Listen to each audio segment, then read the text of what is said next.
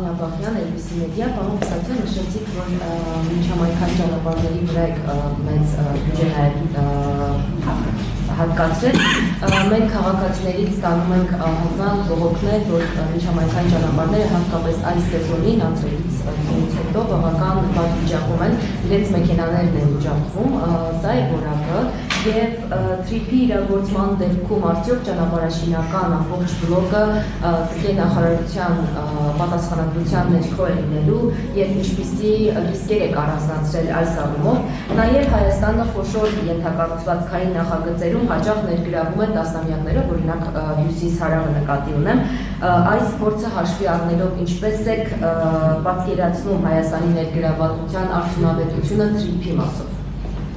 Շատ լավ, թրիփի հետ կապված արդեն հարցին պատասխանեցի, պատասխանին ավելացնելու բան չունեմ։ Ճանապարհների հետ կապված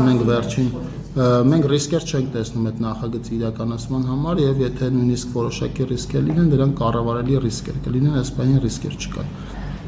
Ինչ վերաբերում է ճանապարհներին, ապա պիտի ասեմ, որ 2018 թվականի ընթացքում 18 թվականից սկսած մինչև այս պահ մենք շուրջ 5000 կիլոմետր ճանապարհ ենք կառուցել, վերակառուցել Հայաստանի Հանրապետությունում եւ այդ ճանապարհների որակական ցուցանիշները բավարար են մեզ համար։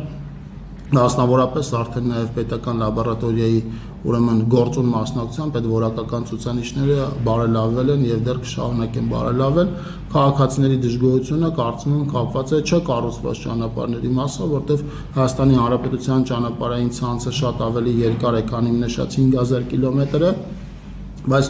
ուրախությամբ կուզեմ արձանագրել, որ մենք եւ պետական համաֆինանսավորման ծրագրով եւ պետբյուջեի միջոցներով ենք աշխատանքներ իրականացնում ճանապարհներին եւ հույս ունեմ եւ վստահ եմ, որ Հայաստանի քաղաքացիների համար այդ փոփոխությունները ակնհայտ են, ակնառու են, հաճելի են եւ իրենք մի բան արդեն սովորել են այդ փոփոխություններին, ինչը դրական է։